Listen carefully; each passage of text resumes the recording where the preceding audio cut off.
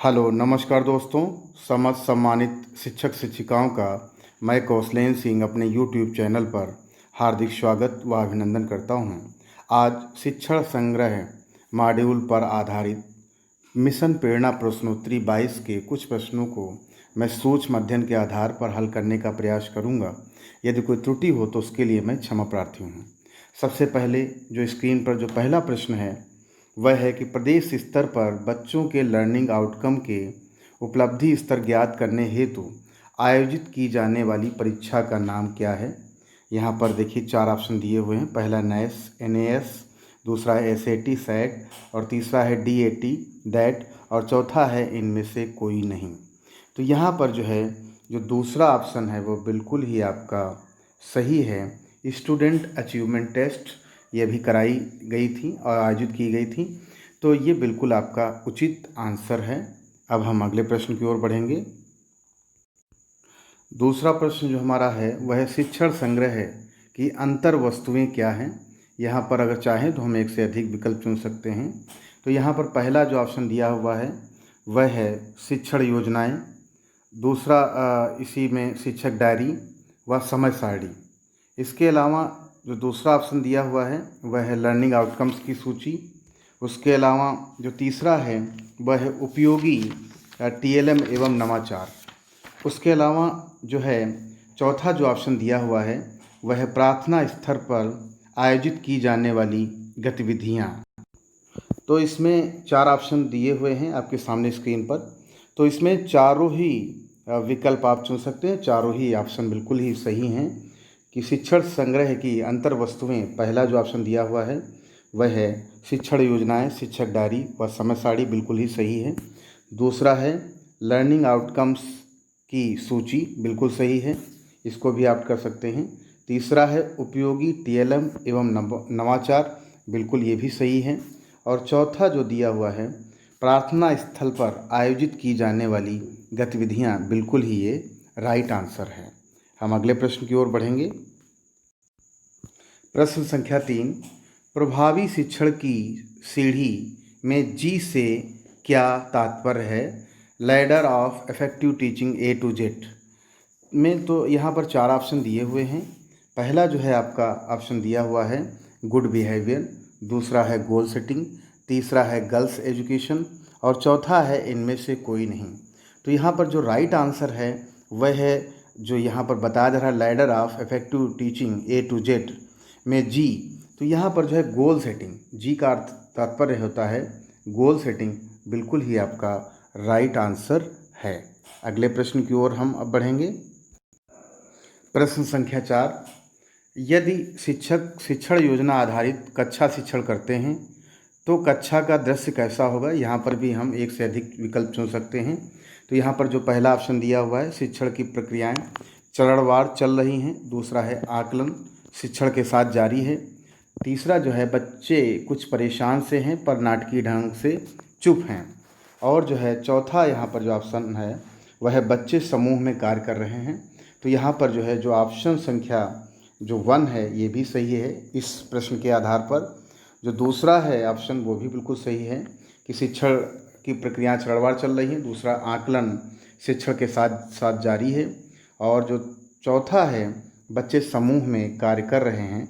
तो इस प्रश्न का ये तीनों ही ऑप्शन हम सही मान सकते हैं, सही हैं। अगला प्रश्न,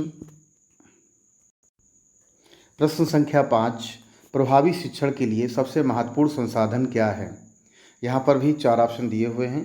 पहला ऑप्शन जो दिया है भौतिक संसाधन, दूसरा है मानवीय संसाधन, तीसरा है विद्यालय अवस्थापना, चौथा है कक्षा कक्ष का प्रिंट समृद्ध वातावरण। तो यहाँ पर जो है दूसरा जो ऑप्शन है बिल्कुल ही आपका सही है, मानवीय संसाधन, ह्यूमन रिसोर्सेज बहुत ही इम्पॉर्टेंट है।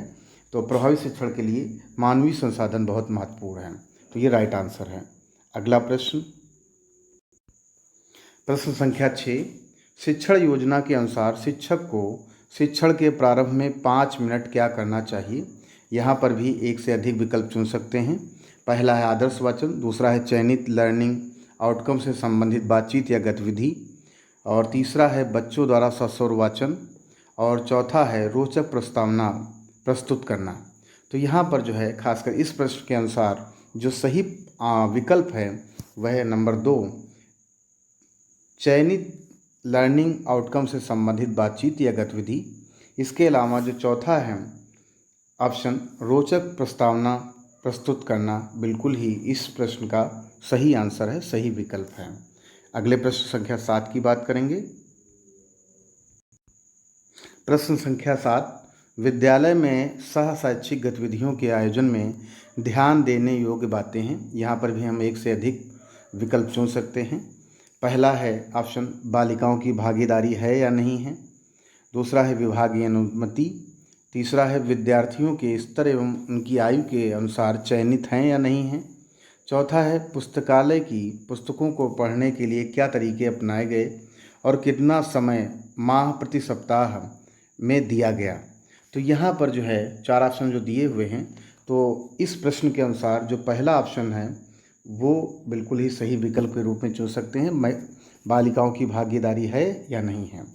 दूसरा बिल्कुल इसको हम ऑप्ट नहीं कर सकते हैं, लेकिन तीसरा हम ऑप्ट करेंगे कि विद्यार्थियों के स्तर एवं उनकी आयु के अनुसार चयनित हैं या नहीं हैं। जो अंतिम यहाँ पर जो विकल्प दिया ये भी बिल्कुल सही है, इसको भी हम ऑप्ट कर सकते हैं। पुस्तकालय की पुस्तकों को पढ़ने के लिए क्या तरीके अपनाए गए और कितना समय माह प्रति सप्ताह में दिया गया, बिल्कुल ही राइट है। अगले प्रश्न की बात करेंगे। प्रश्न संख्या 8, पीटी योग व्यायाम हेतु उपयुक्त समय क्या है। यहाँ पर भी देखिए 4 ऑप्शन दिए हुए हैं। नित्य अंतिम वादन में, दूसरा है नित्य प्रार्थना स्थल पर, तीसरा है सप्ताह के अंतिम 3 दिनों में, चौथा है प्रत्येक शनिवार को। यहाँ जो सही ऑप्शन है वह बिल्कुल ही दूसरा सही आंसर है कि पीटी या योग व्यायाम हेतु उपयुक्त समय जो है वह नित्य प्रार्थना स्थल पर, बिल्कुल ही राइट आंसर है। अगले प्रश्न की ओर बढ़ेंगे। प्रश्न संख्या 9, बच्चों में जीवन कौशल का विकास क्यों आवश्यक है। यहाँ पर भी हम एक से अधिक विकल्प चुन सकते हैं। पहला जो ऑप्शन हमारा है कि बच्चों में सृजनात्मक सोच विकसित होती है। दूसरा है बच्चों में निर्णय लेने की क्षमता बढ़ती है। तीसरा है बच्चों में समाधान खोजने की क्षमता विकसित होती है। चौथा है बच्चे पारस्परिक अंतर संबंध को समझते हैं। तो यहाँ जो पहला ऑप्शन दिया हुआ है वो भी बिल्कुल सही है। बच्चों में जीवन कौशल का विकास क्यों आवश्यक है, अर्थात लाइफ स्किल। तो बच्चों में सृजनात्मकता सोच विकसित होती है इसके द्वारा।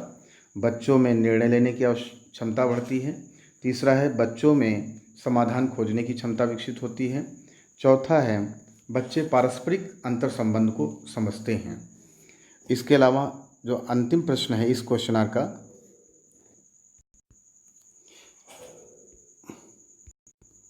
प्रश्न संख्या 10, बाला का पूर्ण रूप है। यहाँ पर 4 ऑप्शन दिए हुए, ये बहुत बार इससे पहले भी हमने आपको बताया है। पहला ऑप्शन जो दिया हुआ है कि building as a learning aid, तो ये पहला ऑप्शन है। दूसरा है बेसिक लर्निंग असेसमेंट। तीसरा है बेसिक्स ऑफ लर्निंग एलोकेशन। चौथा है इनमें से कोई नहीं। तो बाला का जो पूर्ण रूप है वह है पहला ऑप्शन, बिल्कुल ही सही है, building as a learning aid, बिल्कुल ही आपका राइट आंसर है। तो आपको दोस्तों मेरा वीडियो कैसा लगा ज़रूर मुझे कमेंट बॉक्स में बताएं, और अगर आपको पसंद आया हो तो लाइक शेयर व सब्सक्राइब ज़रूर करें व बेल आइकॉन को भी प्रेस कर लें, जिससे मेरे नए वीडियो का नोटिफिकेशन आप सबको सबसे पहले मिलता रहे। इसके अलावा भी मेरे डिस्क्रिप्शन में जाकर आप क्वेश्चनर 1 से लेकर 20 तक आप उनका लिंक देख सकते हैं। लिंक के द्वारा कोई भी वीडियो आप उससे देख सकते हैं। धन्यवाद, नमस्कार दोस्तों।